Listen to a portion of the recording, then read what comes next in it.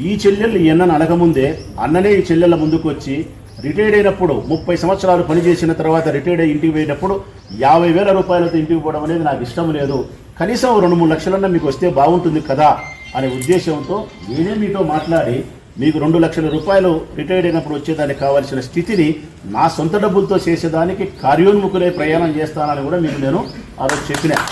2 లక్షల రూపాయలు మీకు రావాలంటే మీ వయసును బట్టి నేను ఫిక్స్డ్ డిపాజిట్ చేసి ఆ బాండ్ మీకు ఇస్తే కనుక రిటైర్డ్ అయిన సమయానికి మీకు ఆ 2 లక్షలు వచ్చే ఏర్పాటు చేస్తానని చెప్పిన. ఆ రోజు వచ్చినారా మీరంతా? కాలేదా? మీ అందరికీ 1000 మందికి చేయాలంటే 2-3 కోట్ల రూపాయల డబ్బుని పెట్టుబడి ఇవ్వాల్సిన వస్తుంది కాబట్టి ఆలోచించి నిర్ణయం తీసుకుంటామని ఆ రోజు చెప్పినాం. ఇది అయితే మటుకు మీకు 2 లక్షల రూపాయలు వచ్చేదానికి కావాల్సిన డబ్బును నా డబ్బుని వేసినా సరే మీకు చేయడానికి సంసిద్ధంగా ఉండాలని ఆ బుద్ధి చెప్పినా. ఈ బుద్ధి కూడా ఆలోచనలు ఉన్నాయి. మీరు ధర్నా చేసినా చేయకపోయినా ఏదో ఒక ఫైన్ మార్నింగ్ ఒక మంచి వార్తతోనే మీకు 2 లక్షలు వచ్చేదానికి కావాల్సిన ఏర్పాటు ఎన్నైతే మీకు చేస్తాడు.